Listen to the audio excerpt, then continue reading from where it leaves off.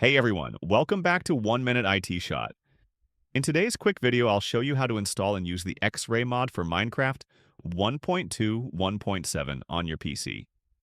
If this helps you out, don't forget to like, subscribe, and hit the bell icon for more fast tech tips. Let's jump right in. Head to the link in the description to grab the XRay mod. Pick the 1.2, 1.5 snapshots option. It works perfectly for 1.2, 1.7 too. Once downloaded, launch Minecraft and start a game.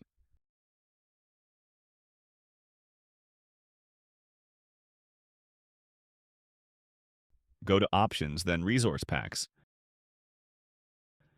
Drag the mod file from your downloads into the Resource Packs window.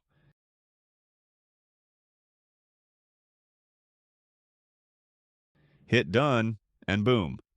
XRay is live making ores pop. This mod highlights hidden goodies like diamonds. And that's it.